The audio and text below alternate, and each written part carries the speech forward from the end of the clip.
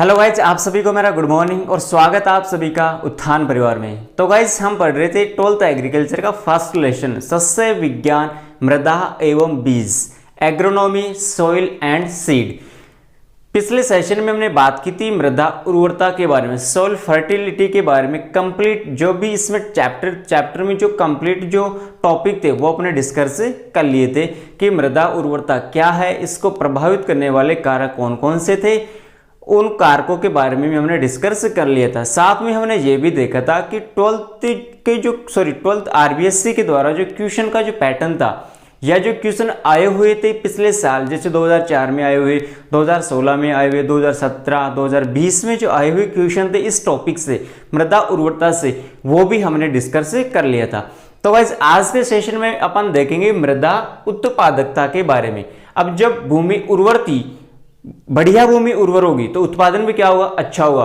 उत्पादन कब अच्छा होगा, जब भूमि कैसी होगी, उर्वर होगी, भूमि उपजाऊ होगी, उपजाऊपन होगा, उसमें सभी पोषक तत्व सम्मिलित होंगे, तभी उत्पादन क्या होगा, अच्छा होगा। या फिर कह दे कि उपज जो हमें प्राप्त होगी वो क्या होगी, बढ़िया तरीके से होगी। तो गाइस स्टार्ट करते हैं आज का सेशन को स्टार्ट करने से पहले जो लोग नए हैं चैनल को सब्सक्राइब कीजिए और साथ में ही बेल आइकन को जरूर प्रेस कीजिए ताकि जो भी हमारा नेक्स्ट वीडियो आए उसका वीडियो आपको टाइम टू टाइम मिलते रहे। तो देखते गाइस आज के सेशन की अपन शुरुआत करते हैं, स्टार्ट करते हैं मृदा उत्पादकता। पिछले वीडियो में हमने थोड़ा इसको देखा था कि उत्पादकता के बारे में थोड़ा सा डिस्कस किया था। बाकी जो भी इसमें जो इंफॉर्मेशन है उसको आज अपन इस वीडियो में कंप्लीट डिस्कस करेंगे। तो देखिए गाइस उत्पादकता में से निकालो उत्पादन। क्या निकाल लिया गाइस, उत्पादकता में से क्या निकाल लिया, उत्पादन। रटना बिल्कुल भी नहीं है गाइस, उत्पादन निकाल लिया। अब उत्पादन कब अच्छा होगा, जब भूमि कैसी होगी, उर्वर होगी। भूमि कैसी होगी, उर्वर होगी। अब उर्वर में क्या देंगे, खाद दे दिया, उर्वरक दे दिया। पिछले वीडियो में हमने डिस्कस किया था। तो गाइस ये वाला वीडियो देखने से पहले आप मृदा उर्वरता वाला वीडियो देखिए ताकि उत्पादन वाला आपको वीडियो बहुत ही बढ़िया तरीके से समझ में आएगा। उस वीडियो का जो लिंक है हमने नीचे डिस्क्रिप्शन में दे रखा है, आप वहां से देख सकते हैं। वो वाला वीडियो कंप्लीट देखिए, उसके बाद में ये वाला वीडियो देखिए ताकि ये आपको रटने की बिल्कुल भी जरूरत नहीं पड़ेगी। ठीक है ना गाइस। अब भूमि उर्वर कब होगी, जब इसमें क्या उपस्थित होंगे, पोषक तत्व उपस्थित होंगे। क्या उपस्थित होंगे इसमें, पोषक तत्व। अब पोषक तत्व किनके द्वारा दिए जाते, खाद और उर्वरक के द्वारा। खाद में आती है गोबर की खाद आ गई, वर्मी कंपोस्ट आ गई, ये तो नेचुरल हो गई। और यदि बात करें उर्वरक की, फर्टिलाइजर की, जो कृत्रिम रूप से बनाए जाते हैं, आर्टिफिशियल, उसमें यूरिया आ गया, डीएपी आ गया, कुछ अमोनियम धारी हो गई, कुछ नाइट्रोजन धारी हो गई, कुछ फास्फोरस धारी हो गई, कुछ पोटेशियम धारी हो गई। ये सभी क्या है, उर्वरक, जो कृत्रिम रूप से फैक्ट्रियों में बनाए जाते हैं। ठीक है ना गाइज। तो उसमें क्या होता है, पोषक तत्व सम्मिलित होते हैं। पोषक तत्व अब इनको देते कहां पर है, मृदा में। तो मृदा कैसे हो जाएगी, उपजाऊ हो जाएगी। और भूमि उपजाऊ होगी, मृदा उपजाऊ होगी, उसमें उर्वरता की मात्रा बढ़ गई तो उत्पादन में क्या होगा, हमें अच्छा प्राप्त होगा। उपज क्या होगी, बढ़िया तरीके से प्राप्त होगी। ठीक है ना गाइस। अब देखते हैं थोड़े इसके परिभाषा के बारे में जान लेते हैं। अब यहां से जो जेट में क्वेश्चन बनता है गाइस वो देखिए, सबसे पहले तो वो भी अपन यहां पर डिस्कस करेंगे गाइस। 12th का तो अपन पढ़ेंगे ही पढ़ेंगे, साथ में JET ICAR, BHU, agriculture supervisor, AAO, जितने भी एग्रीकल्चर की कॉम्पिटिटिव एग्जाम उसको भी अपन साथ में कवर करेंगे कि किस टॉपिक से क्वेश्चन कॉम्पिटिटिव एग्जाम हुआ या फिर एंट्रेंस टेस्ट के एग्जाम हुआ, उनको भी अपन क्या करेंगे, साथ में ही डिस्कस करेंगे। ठीक है ना गाइस। कहते हैं ना एक तीर दो निशान, वो वाला फॉर्मूला यहां पर अप्लाई करेंगे। अब देखिए गाइस, भूमि उपस्थित तो उत्पादन क्या हुआ, अच्छा प्राप्त हुआ। अब उत्पादन अच्छा हुआ तो अपन क्या करेंगे, जितनी जरूरत थी उसको तो रख लिया और जो एक्स्ट्रा रह गया उसको क्या करते थे अपन, सेल कर देते हैं, मंडी में बेच दिया। अब मंडी में बेचने से हमें क्या प्राप्त होगा, रुपए प्राप्त होगा। क्या प्राप्त होगा, रुपए। अब फसल को जो उगाया, अब जो मान लीजिए अपन तो गांव के है, किसान है अपन तो, सीधी सी बात है, मैं भी एक किसान का पुत्र हूं और आप भी एक किसान ही हो, और एग्रीकल्चर कौन लेगा, किसान का पुत्र ही लेगा। ठीक है ना गाइस। तो हमें गर्व होना चाहिए, टेंशन नहीं, हमें गर्व होना चाहिए, खुशी होनी चाहिए कि हमारे पास क्या है, एग्रीकल्चर है। तो गाइस अपन गांव के हैं तो सीधी सी बात है, जमीन को किस में लेते हैं, बीघा में लेते हैं। लेकिन एग्रीकल्चर की बात करें तो किस में लेते हैं, इसको मापते हैं या नापते हैं, हेक्टेयर में लेते हैं। किस में लेते हैं गाइस, हेक्टेयर में लेते हैं, सभी को पता है। और 1 हेक्टेयर बराबर मैंने बताया था आपको पिछले वीडियो में कितना होता है, फटाफट कमेंट बॉक्स में मुझे कमेंट कीजिए कि 1 हेक्टेयर बराबर कितना होता है। कितना होता है गाइस, 10,000 वर्ग मीटर। तो देखिए अब जो उत्पादन प्राप्त हुआ, जो फसल लगा रहे हैं वो कितने हेक्टेयर में लगा रहे हैं, तो किस में लेते हैं अपन इसको, फसल को प्रति हेक्टेयर में लेते हैं। कितने किस में लेते हैं, तो एक तो ये चीज ध्यान में रखना कि उत्पादकता को अपन किस में मापते हैं, प्रति हेक्टेयर में मापते हैं। मोस्ट इंपोर्टेंट क्वेश्चन है गाइस, नोट कर लीजिएगा कि मृदा उत्पादकता को किस में मापते हैं, प्रति हेक्टेयर में मापते हैं। किस में मापते हैं, प्रति हेक्टेयर में, ठीक है ना। और इसकी बात करें कि जो उपज प्राप्त हुई, क्या प्राप्त हुई, उपज प्राप्त हुई, उसको अपन शैल करते हैं तो हमें क्या प्राप्त होता है, रुपए प्राप्त होता है। क्या प्राप्त होता है, रुपए। तो इसको किस रूप में व्यक्त करते हैं, ठीक है ना। क्वेश्चन को दोबारा से सुनना कि दोनों क्वेश्चन बनते हैं। मृदा उत्पादकता को किस रूप में मापते हैं, प्रति हेक्टेयर में मापते हैं। मृदा उत्पादकता को किस रूप में व्यक्त करते हैं, ठीक है ना गाइस। तो किस रूप में व्यक्त करते हैं, रुपए में। यह क्वेश्चन बहुत ज्यादा आया हुआ है, पूछा हुआ क्वेश्चन है गाइस, मोस्ट इंपोर्टेंट है दोनों। तो मापते तो किस में है, प्रति हेक्टेयर में, और व्यक्त किस में करते हैं, रुपए में, ठीक है गाइस। उम्मीद है आपको ये जानकारी पसंद आ गई होगी और क्वेश्चन का जो मेथड है वो भी हमें पता चल गया। अब देखते हैं इसकी परिभाषा को थोड़ा सा देख लेते हैं कि मृदा उत्पादकता या मृदा की वह क्षमता जो विशेष प्रबंध में, मृदा उत्पादकता की या कहें कि मृदा की वह क्षमता जो विशेष प्रबंध में, मैनेजमेंट में प्रति हेक्टेयर उत्पादन प्राप्त करें, प्रति हेक्टेयर उत्पादन प्राप्त करें। वही चीज क्या है, उत्पादकता, कि जो फसल हमें जो उत्पादन प्राप्त हो रहा है वो किस रूप में प्राप्त हो रहा है, प्रति हेक्टेयर में। और जो उपज जो हमें व्यक्त करेंगे वो किस रूप में व्यक्त कर रहे हैं, रुपए में। तो ये हो गई इसकी परिभाषा। और पिछले वीडियो में हमने बात की थी गाइस कि सभी उत्पादक मृदाएं उर्वर नहीं होती, लेकिन सभी उर्वर मृदाएं उत्पादक होती है, ठीक है।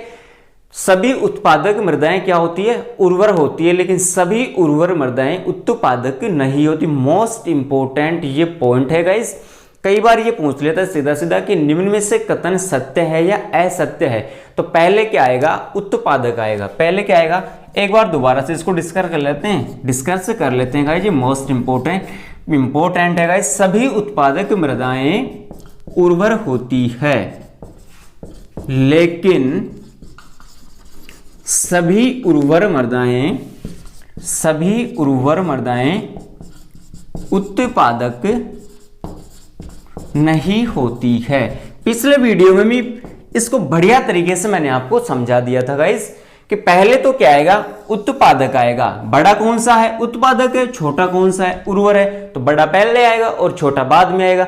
अब भूमि उर्वर होगी तो इसका मतलब उत्पादन क्या हुआ, अच्छा होगा। लेकिन ये जरूरी नहीं है कि भूमि उर्वर हो तो उत्पादन क्या हो, अच्छा ही हो। इसका कारण भी मैंने आपको बताया था। अधिक वर्षा, कम वर्षा, ओलावृष्टि, अतिवृष्टि, अनावृष्टि, इन सभी कारण ये विषम परिस्थितियां हैं। क्या है गाइस, विषम परिस्थितियों के कारण यदि भूमि उर्वर है तो भी क्या होगा, उपज बढ़िया प्राप्त नहीं होगी। तो ये कथन क्या है, सत्य। तो गाइस इसको थोड़ा ध्यान रखना कि सभी उत्पादक मृदाएं क्या होती है, उर्वर होती है, लेकिन सभी उर्वर मृदाएं क्या नहीं होती, उत्पादक नहीं होती। तो ये तो हो गया गाइस मृदा उत्पादकता के बारे में डेफिनेशन वगैरह और इसके जो मुख्य पॉइंट थे वो। अब देखते हैं इसको प्रभावित करने वाले कारक। तो गाइस काफी बार एग्जाम में ये भी पूछ लिया कि निम्न में से मृदा उत्पादकता को प्रभावित करने वाला कारक है। ये भी क्वेश्चन पूछ लेता है, ठीक है ना गाइस। तो इसके जो पॉइंट है, जैसे मृदा उर्वरता में हमने पढ़ा था कृत्रिम कारक और प्राकृतिक कारक। तो निम्न में से मृदा उर्वरता का प्राकृतिक कारक है, निम्न में से मृदा उर्वरता का कृत्रिम कारक है। तो यहां से भी डायरेक्ट क्वेश्चन पूछ लेता है। तो ये भी क्वेश्चन का क्या है, मेथड है। तो इसका भी थोड़ा ध्यान रखना। आज देखते हैं मृदा उत्पादकता को जो प्रभावित करने वाले कारक है वो कौन कौन से हैं, कि जो उत्पादन प्राप्त होता है, जो हमें पैसा प्राप्त होता है, जो रुपए हमें प्राप्त होगा, वो किस रूप में, किस किस कारण या कैसे, कौन सा मेथड है कि उस मेथड के कारण हमें उत्पादन क्या हो, बढ़िया प्राप्त हो, और पैसा भी क्या है, इनकम भी क्या हो, अच्छी हो। ठीक है ना गाइस। तो देखिए सबसे पहला जो कारक है इसमें, इसको प्रभावित करने वाले कारकों में सबसे मोस्ट इंपोर्टेंट है गाइस मृदा उर्वरता, सोइल फर्टिलिटी, मोस्ट इंपोर्टेंट है गाइस, ध्यान रखना इसका। अब क्वेश्चन ये भी आया हुआ है जेट में, एग्रीकल्चर सुपरवाइजर में भी ये क्वेश्चन आया हुआ है गाइस कि निम्न में से मृदा उत्पादकता को प्रभावित करने वाला सबसे मुख्य कारक कौन सा है, तो वो होगा मृदा उर्वरता।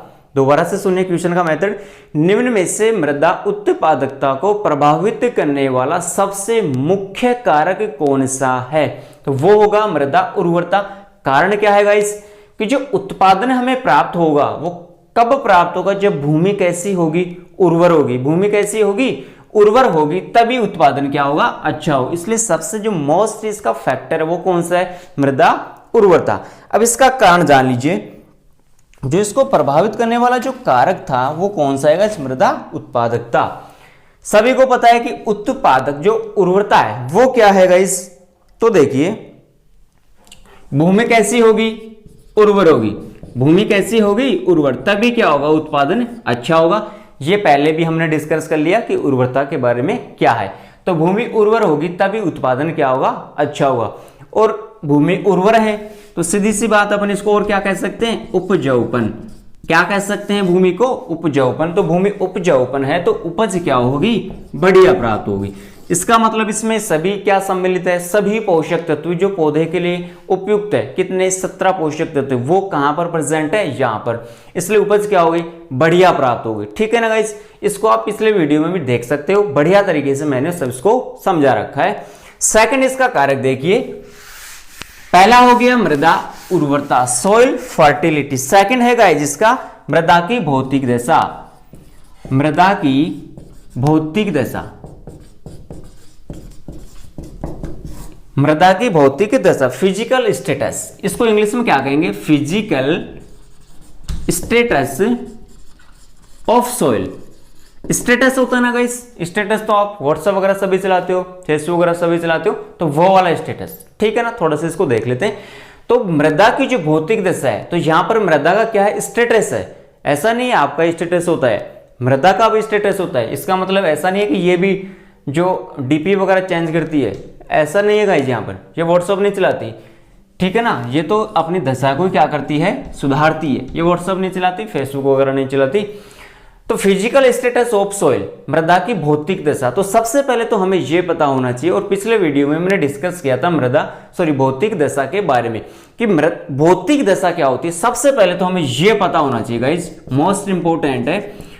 तो भौतिक दशा, इसकी दशा क्या होती है, वैसे ही कुछ अच्छी भी होती है, कुछ खराब भी होती है। तो इसमें पॉइंट कौन कौन से वो हमें पता होना चाहिए। तो देखिएगा, सबसे पहले है जल धारण क्षमता।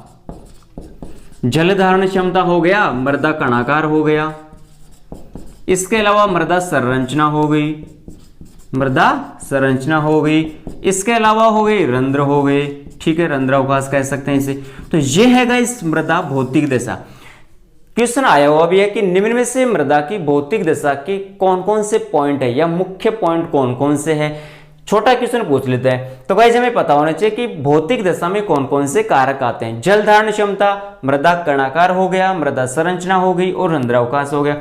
जल धारण क्षमता सभी को पता है, जल को धारण करने की क्षमता, कि जो भूमि है उसके कण पानी को कितनी देर तक या कितनी कैपेसिटी होती है उसकी, तो उसको रोक सकते हैं। जैसे बालू मृदा होती है, तो बालू मृदा की जल धारण क्षमता क्या होती है, कम, क्योंकि उनके मृदा के कणों का जो आकार है वो क्या होता है, बड़ा, और रंध्रों की संख्या क्या होती है, कम। लेकिन यहां पर बात करें क्ले मृदा की, क्ले मृदा के कण क्या होते हैं, छोटे, रंध्रावकाश की संख्या क्या होती है, अधिक। तो जल धारण क्षमता क्या हो गई, अधिक। बालू मृदा की जल धारण क्षमता कम होती है और क्ले मृदाओं की जल धारण क्षमता अधिक होती है। कणाकार की बात होगी, संरचना की अलग अलग प्रकार की संरचना होती है। सोइल को जो संरचना है, मृदा संरचना, सोइल स्ट्रक्चर, इसका जो पार्ट है वो मैंने बढ़िया तरीके से जेटाइसर बीएचयू के बैच में डाल रखा है, वहां पर आप इसको देख सकते हो गाइस। उसका भी लिंक मैंने डिस्क्रिप्शन में दे रखा है, और हमारे प्लेलिस्ट में भी आप देख सकते हो कि सोइल को कंप्लीट रूप से मैंने अलग बढ़िया तरीके से समझा रखा है। तो यह है गाइस भौतिक दशा। तो ये क्या होती है, कुछ मृदाओं की खराब होती है और कुछ मृदाओं की क्या होती है, बढ़िया होती है। तो जिनकी खराब होगी तो उत्पादन क्या होगा, सीधी सी बात है, कम होगा। और जिनकी भौतिक दशा ये सभी बढ़िया होंगे तो उत्पादन में क्या होगा, अच्छा होगा। ठीक है ना गाइस। तो जो सीधी सी बात है, अब यदि उत्पादन हमें बढ़िया प्राप्त हो रहा है, उत्पादन क्या हो रहा है, बढ़िया, तो इसका मतलब क्या हुआ कि उसकी भौतिक दशा क्या है, बढ़िया होगी। और उत्पादन कम प्राप्त हो रहा है तो इसका मतलब ये हुआ कि ये सभी भौतिक दशाएं क्या हो गई, खराब हो गई। सीधा सीधा आप ध्यान रखो। थर्ड पॉइंट है गाइस इसका, मृदा की स्थिति। मृदा की स्थिति थर्ड पॉइंट है गाइस इसका, मृदा की स्थिति की जो कंडीशन होती है, स्थिति होती है, खराब है या अच्छी है। लोकेशन के बारे में अपन यहां पर बात करेंगे।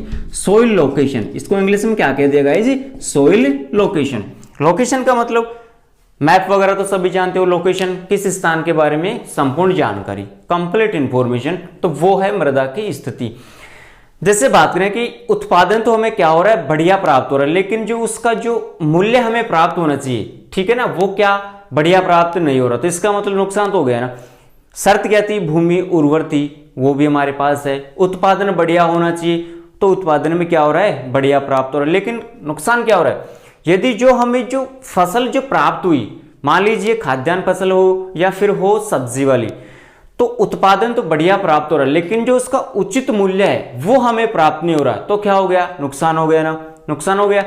तो भूमि उर्वर होनी चाहिए, अच्छी बात है, उत्पादन बढ़िया हो रहा है, बढ़िया बात है, लेकिन जो हमें उचित मूल्य है वो भी तो बढ़िया प्राप्त होना चाहिए। तो लोकेशन के बारे में अपन यही देखने वाले हैं कि जो उचित मूल्य है वो कैसे प्राप्त होगा और किस रूप में या किस स्थान पर प्राप्त होगा। तो गाइस एक तो बात करते हैं गांव की और एक बात करते हैं सिटी की, शहर की।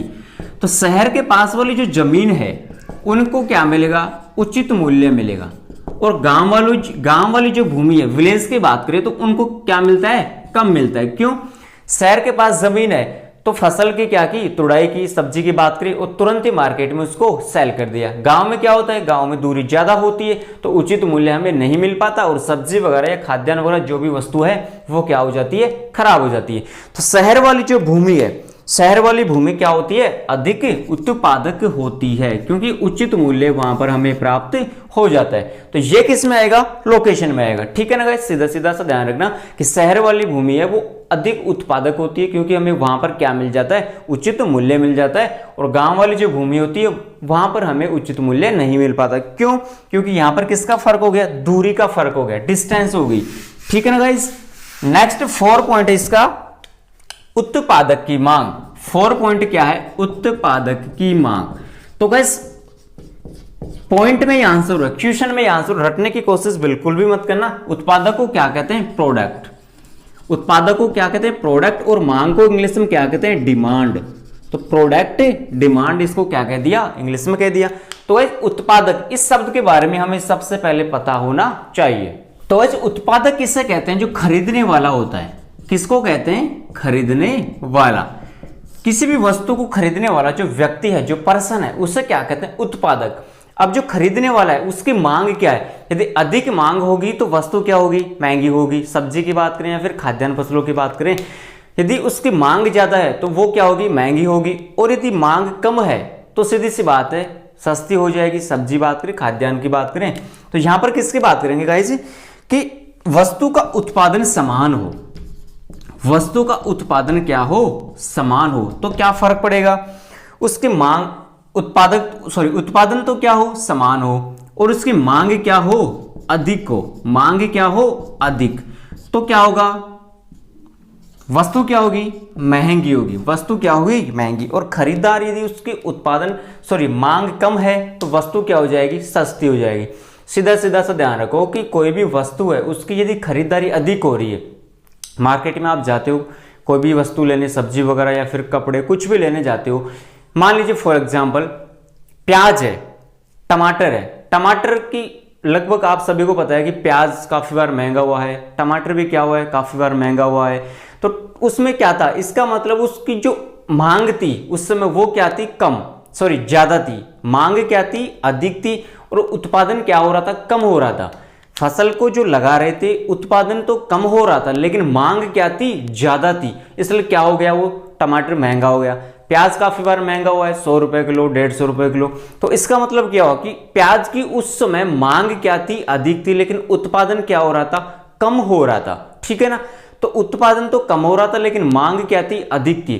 तो अपन कौन सी फसल लगाएं ऐसी ताकि उसकी मांग क्या हो, अधिक से अधिक हो और हमें उचित मूल्य उसका मिल सके। ये किस में आएगा, उत्पादक की मांग में। ठीक है ना गाइस। नेक्स्ट है यातायात के साधन। तो सभी को पता है यातायात की जो साधन है, ट्रांसपोर्टेशन का जो काम है, 5th पॉइंट इसका यातायात के साधन, ट्रांसपोर्टेशन सिस्टम। ठीक है ना गाइस, या फैसिलिटी इसको कह सकते हैं, ट्रांसपोर्टेशन फैसिलिटी। अब यातायात के साधन क्यों काम में आते हैं, सामान को ढोने के लिए। ठीक है ना, जैसे गांव में अपन सब्जी वगैरह लगाते हैं तो उसको जो मंडी तक ले जाएंगे उसके लिए क्या साधन चाहिए, यातायात के साधन चाहिए। तो यातायात के साधन किस रूप में काम आ रहे हैं गाइस, साधन को या सामान को ढोने के लिए, सीधी सी बात है। तो यातायात के साधन किस काम में है, यातायात के साधन सामान को ढोने के लिए। अब इसका लास्ट पॉइंट है अन्य कारक, एनी फैक्टर, अन्य कारक। अन्य कारक में क्या आएगा गाइस, सभी को पता है, हमने सामान के वगैरह में बात कर ली। अब इसमें और अपन क्या बात करेंगे कि मान लीजिए मौसम खराब हो, कोई भी सब्जी लगाई और उस समय क्या हुआ, मौसम खराब हो गया। ठीक है, कोई भी सब्जी लगाई और उस समय क्या हो गया, मौसम प्रतिकूल हो गया उसके। ठीक है ना, अनुकूल नहीं है, प्रतिकूल हो गया। तो क्या होगा, कीट और रोगों का प्रकोप बढ़ जाएगा। किन का प्रकोप बढ़ जाएगा, कीटों का और रोगों का। ठीक है ना गाइस, कीटों के अध्ययन को क्या कहते हैं, एंटेमोलॉजी। ये आपको पता होना चाहिए, मोस्ट इंपोर्टेंट है एंटेमोलॉजी। अब लॉजी आ गया तो किस भाषा का शब्द है, ग्रीक भाषा का शब्द है। तो कीट और रोगों का क्या हो जाता है, प्रकोप बढ़ जाता है। तो इन क्रियाओं का क्या होना चाहिए, कम होना चाहिए। तो वो किस में आएंगे, अन्य कारकों में। तो कीट और रोगों से बचाव भी होना चाहिए, वरना क्या होगा, फसल को भारी नुकसान हो जाएगा। तो ये बात की गाइस हमने मृदा उत्पादकता के बारे में, सॉइल प्रोडक्टिविटी के बारे में हमने कंप्लीट डिस्कस किया। और इसके जो मुख्य कारक थे, इसको प्रभावित करने वाले कौन कौन से कारक थे। जैसे अपन बात करें दोबारा एक बार इसके पॉइंटों की, तो सबसे पहला जो पॉइंट था वो था मृदा उर्वरता, जो कि सबसे मोस्ट इंपोर्टेंट फैक्टर है मृदा उत्पादकता को प्रभावित करने वाला कारक। सेकंड था मृदा की भौतिक दशा। भौतिक दशा में कौन कौन से कारक आएंगे, जलधारण क्षमता हुई, मृदा का कणाकार हो गया, मृदा की स्थिति हो गई, मृदा का रंध्रावकाश हो गया। ये किस में आएंगे, भौतिक दशा में। फिर है मृदा की स्थिति, लोकेशन, शहर की भूमि वाला। ठीक है ना गाइस। इसके बाद था उत्पादक की मांग, कि वो ऐसी सब्जी या फिर खाद्यान्न फसल लगाएं जिसकी मांग क्या हो, अधिक से अधिक हो, इसलिए हमें जो मूल्य प्राप्त होगा वो बढ़िया प्राप्त होगा। इसके बाद में देखा यातायात के साधन, और लास्ट पॉइंट था अन्य फैक्टर। तो ये तो इसको प्रभावित करने वाले कारक। अब इसमें सबसे मोस्ट इंपोर्टेंट देखते हैं गाइज, इनको जो प्रभावित करने वाले कारक थे, इनके अलावा मृदा उर्वरता और उत्पादकता में अंतर, जो कि पिछली बार या इस बार 2020 में जो पेपर हुआ था एग्रीकल्चर 12th का, उसमें ये क्वेश्चन पूछा गया था 2 नंबर का, कि मृदा उर्वरता और उत्पादकता, 2020 में नहीं, 2019 में और 2016 में क्वेश्चन पूछा गया था कि मृदा उर्वरता और उत्पादकता को प्रभावित करने वाले कारक, मृदा उर्वरता एवं मृदा उत्पादकता में अंतर। ठीक है ना, मृदा उर्वरता एवं उत्पादकता में अंतर कौन कौन से है गाइस, दोनों को अपने बिल्कुल कंप्लीट रूप से डिस्कस कर लिया। मृदा उर्वरता भी पढ़ लिया और मृदा उत्पादकता भी हमने पढ़ लिया। तो उम्मीद है सभी को ये वाले जो पॉइंट है बढ़िया तरीके से याद हो गए होंगे। तो सबसे पहले देखते हैं, अब इसमें देखेंगे क्या कि इसमें कौन कौन से टॉपिक थे और इसमें कौन कौन से टॉपिक थे, वो ही क्या है, डिफरेंस है दोनों में। और काफी बार ये क्वेश्चन पूछा हुआ भी है, जैसे 2016 में क्वेश्चन आया था और 2019 में भी क्वेश्चन आया था। जो पहला जो पॉइंट होगा, अब गाइस आंसर देने का तरीका भी आपको होना चाहिए। काफी बार क्या होता है, काफी स्टूडेंट्स को आंसर तो आता है लेकिन एक तो लिखने का तरीका नहीं होता। अब हमारी नंबर की जो कटौती होते हैं, अपन तो दोष किसको देते हैं, एक्सटर्नल को। ठीक है ना, जो चेक करने वाला था उसको अपन दोष देते हैं कि उसने मेरी जो नोटबुक थी, जो कॉपी थी आंसर की, उसको बढ़िया तरीके से उसने चेक नहीं किया। मैंने तो आंसर बढ़िया तरीके से दिया था लेकिन उसने मेरे को नंबर नहीं दिए। जैसे 4 नंबर का क्वेश्चन था, उसने दे दिया उसमें 3, 2, और आपका आंसर क्या था, बिल्कुल सही था। तो किसको दोष दोगे, एग्जामिनर को जो चेक करने वाला था। लेकिन गलती किसकी है? आपकी, क्योंकि आपने जो आंसर देने का तरीका था वो आपका गलत था। जैसे पहला पॉइंट कौन सा आना चाहिए, दूसरा कौन सा आना चाहिए, ये भी आपको पता होना चाहिए गाइस, तभी हमारे जो मार्क्स है वो पूरे आते हैं। और ये गाइस सबको पता होना ही चाहिए, ठीक है ना। फिर अपन दोष देते रहते हैं, उसकी कमी थी, उसने ये कर दिया, टीचर ने ये कर दिया, मैंने तो बढ़िया तरीके से समझाया था लेकिन उसी ने नंबर नहीं दिए, पता नहीं मेरी क्या दुश्मनी थी उससे, पता नहीं कुछ कहते रहते हैं। खुद की कमी कोई नहीं देखता गाइस, हमारी ही कमी होती है। आगे वाला नंबर कब देगा? जब उसको बढ़िया तरीके से उसको मेथड मिलेगा, ठीक है ना। तो गलती दूसरों की नहीं निकालनी चाहिए गाइस, ये आपको पता होना चाहिए। गलती जब तक आप दूसरों की निकालोगे तब तक आपके नंबर कम ही आएंगे और आप कुछ कर भी नहीं पाओगे। और जिस दिन आपने यदि अपनी कमी स्वीकार कर ली उस दिन आप लाइफ में आगे बढ़ जाओगे। तो देखिए गाइस, सबसे पहला इसका पॉइंट है, इसमें देखेंगे मृदा उर्वरता का तात्पर्य। मृदा उर्वरता का तात्पर्य, मृदा उर्वरता का तात्पर्य क्या होता है गाइस? इसमें उपस्थित पोषक तत्व, इसमें उपस्थित पोषक तत्व। अब उर्वरता का सीधी सीधी बात है कि उर्वरता में क्या उपस्थित होंगे? पोषक तत्व उपस्थित होंगे। मृदा उर्वर कब होगी? जब उसमें क्या होंगे? पोषक तत्व। और किस रूप में? समान मात्रा में। मृदा उर्वरता का तात्पर्य है कि उसमें उपस्थित पोषक तत्व समान मात्रा में पौधे को उपलब्ध हो। वो क्या चीज है? मृदा उर्वरता। उत्पादकता का मतलब क्या है? इसका मतलब हो गया कि प्रति हेक्टेयर में उत्पादन, प्रति हेक्टेयर में जो उत्पादन प्राप्त हुआ, एक तो वो हो गई। और इसको किस रूप में व्यक्त करते हैं, जो कि मोस्ट इंपोर्टेंट है, रुपए में। प्रति हेक्टेयर क्षेत्र में फसल को लिया और व्यक्त किस रूप में कर रहे हैं? रुपए में, ठीक है ना गाइस। जो आज तक मैंने पढ़ा है ना, मृदा उर्वरता और उत्पादकता, शुरू से लेकर आज तक जो मैंने पढ़ा है, इसकी पीडीएफ आपको टेलीग्राम पर मिल जाएगी, आप वहां से प्रॉपर इसको देख सकते हो, ठीक है ना गाइस। सेकेंड पॉइंट देखिए, इसका मोस्ट इंपोर्टेंट है गाइस, यह मृदा की अंतर्निहित क्षमता है। अंतर्निहित क्षमता है, अंतर्निहित क्षमता है। और ये क्या है? अंतर्निहित क्षमता नहीं है। यह तो मृदा की अंतर्निहित क्षमता है और ये क्या है? अंतर्निहित क्षमता नहीं है। इसका मतलब ये हुआ कि इसमें तो सभी पोषक तत्व उपस्थित होते हैं, लेकिन उत्पादन में क्या होते हैं? पोषक तत्व थोड़ी होते हैं। इसमें तो हमें उपज सीधी प्राप्त हो रही है, ठीक है ना। थर्ड पॉइंट है, इसकी प्रयोगशाला में जांच कर सकते हैं। इसकी प्रयोगशाला में जांच कर सकते हैं, लेकिन इसकी प्रयोगशाला में जांच अपन नहीं कर सकते। कैसे? अब देखिए, मृदा क्या होती है? उर्वर होती है। तो मिट्टी की तो अपन क्या कर सकते हैं? जांच कर सकते हैं कि किस पोषक तत्व की कमी है और किस पोषक तत्व की अधिकता है। तो अपन क्या कर देंगे? वो पोषक तत्व मृदा में डाल देंगे। तो इसकी तो जांच कर दिया, लेकिन यहां पर मिट्टी थोड़ी है, यहां पर तो हमें उपज प्राप्त हो रही है, तो उसकी जांच थोड़ी होगी। जांच किसकी होगी? उर्वरता की होगी, ठीक है ना गाइस। लास्ट पॉइंट है इसकी भौतिक दशा। अब भौतिक दशा में मैंने काफी बार डिस्कस कर लिया। भौतिक दशा में क्या कहेंगे? वही जल धारण क्षमता, रासायनिक स्थिति, पोषक तत्व इत्यादि क्या होते हैं? इसमें तो निर्धारित होते हैं। क्या होते हैं? ये सभी। या फिर कह सकते हैं कि मृदा उर्वरता को भौतिक दशा, इसके अलावा मृदा उर्वरता में पोषक तत्व आ गए, इसकी जल धारण क्षमता, ये सभी इसको निर्धारित करते हैं कि भूमि क्या है? उर्वर है। पोषक तत्व उपस्थित होंगे तभी तो उसको क्या कह दिया? मृदा उर्वरता। इसको क्या कहेंगे गाइस? मृदा उर्वरता में अब इसमें क्या प्राप्त होगा? इसमें प्रबंधन प्राप्त होगा। मैनेजमेंट क्या था? उपज क्या प्राप्त होगी, या फिर कह सकते हैं कि उत्पादन कितना प्राप्त हुआ, वो सभी चीजें किसमें आएंगी? उत्पादकता में आएंगी।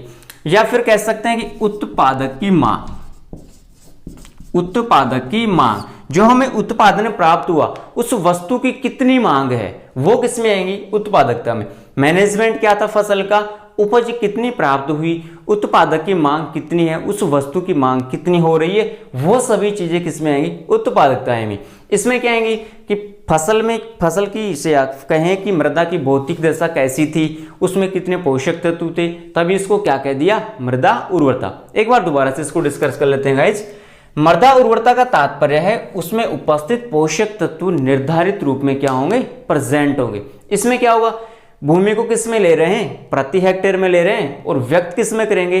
रुपए में प्राप्त करेंगे, ठीक है। सेकंड पॉइंट था, यह भूमि या मृदा की अंतर्निहित क्षमता है और यह मृदा की अंतर्निहित क्षमता नहीं है। थर्ड पॉइंट देखिए, इसकी प्रयोगशाला में क्या कर सकते हैं, जांच कर सकते हैं, और इसकी प्रयोगशाला में जांच नहीं कर सकते, पता चल गया कारण का। और लास्ट पॉइंट है, इसकी भौतिक दशा क्या होती है, निर्धारित होती है, कितने पोषक तत्व है वो सब किसको निर्धारित करेंगे, उर्वरता को।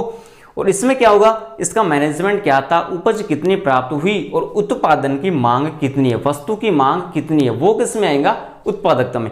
तो गाइस ये उर्वरता और उत्पादकता का जो टॉपिक है, पॉइंट है हमारा, ये मोस्ट इंपोर्टेंट है गाइस, काफी बार पूछा हुआ भी है और पूछ भी लेता है, तो ये आपको पता होना चाहिए। तो गाइस मृदा उर्वरता और उत्पादकता के बारे में हमने कंप्लीट डिस्कस कर लिया। उम्मीद है सभी को दी हुई जानकारी और ये सेशन आपको बढ़िया तरीके से समझ में आ गया होगा। दी हुई जानकारी आपको कैसे लगी, आप कमेंट बॉक्स में मुझे कमेंट करके बता सकते हैं। और इसकी जो PDF है, सस्य विज्ञान शुरू से एग्रोनॉमी का जो इंपोर्टेंस और स्कोप थे, सस्य विज्ञान मृदा और बीज की जब शुरुआत की थी वहां से लेकर आज तक, यहां तक इसके जो अंतर है, इसकी जो PDF है वो मैंने टेलीग्राम पे डाल दी है गाइस, और आप वहां से इनको प्रॉपर नोट्स बना सकते हो, दोबारा से रीड कर सकते हो। और जो मृदा के टॉपिक थे अलग से, उसका लिंक मैंने डिस्क्रिप्शन में देख रखा है। मृदा को यदि आप बढ़िया तरीके से पढ़ना चाहते हो तो गाइस आप वहां से भी पढ़ सकते हो। और गाइस इसके अलावा आपको एक जानकारी और देता हूं कि अपन 11th का भी बैच स्टार्ट करेंगे, ठीक है ना गाइस। बहुत बहुत धन्यवाद, थैंक यू।